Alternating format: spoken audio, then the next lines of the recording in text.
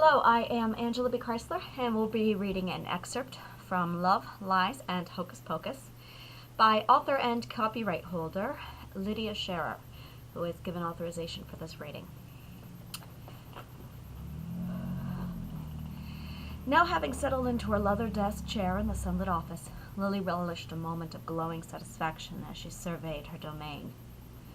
Taking a deep breath, she let the disappointment and frustration of an abysmal date fade away, refocusing instead on all the good things in life.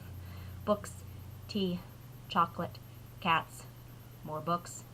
Who cared about men and dating when you had all of that at your fingertips? Speaking of men. There was a flourishing knock on her office door, and, without waiting for an answer, a tall, lanky man with mussed black hair came swaggering through. His untucked shirt and worn pants gave him a disheveled look, though he walked as if he wore the finest Italian suit in all the world. And a leather thong around his neck hung a triangular stone with a hole in the middle. She'd always wondered what it was, but wasn't one to ask personal questions.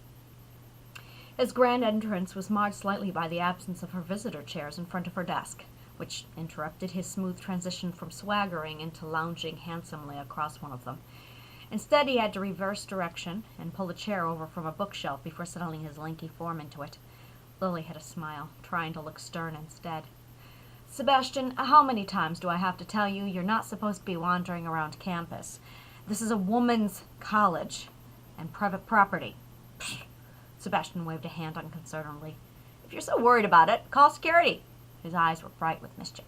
As if to emphasize his complete lack of worry, he reached into his pocket and drew out that silly coin he always was playing with. He liked to roll it over his knuckles and perform other sleights of hand, knowing it annoyed her when he showed off. Lily rolled her eyes. She knew that he knew that she couldn't call security, at least not until he'd annoyed her to the point of losing her temper, which wasn't often. "And to what do I owe the pleasure of your visit?" Chin propped in the palm of her hand. Lily raised a skeptical eyebrow in his direction and did her best to ignore the coin. Unlike most men, he picked up on sarcasm like a child picked up candy every time, and with great glee. "Oh, just paying a social visit. It's been far too long, don't you think? How's the old biddy doing these days?" Lily's eyes narrowed. Sebastian practically oozed casual nonchalance, which meant he was up to something. "I'd like to hear you call her that to her face. And your great aunt is just fine. The last time I visited her, she was enjoying a day in the garden." "Still kicking, eh?" Sebastian snorted, twirling a bit of his black bangs about around one finger. "Far be it for the great Madame Barrington to grow old and die like the rest of us." Lily frowned. "That's quite disrespectful. You know very well that wizards tend to live longer than anyone else. If you're going to insult my mentor, at least have the decency to do it behind my back." Sebastian laughed, making a dismissive gesture. "Lighten up, Lily. It was just a joke. She did disown me, after all. I'd say that at least gives me the right to make jokes about her." Unlike his great aunt, Sebastian Blackwell was a witch. No, not a wizard. A witch.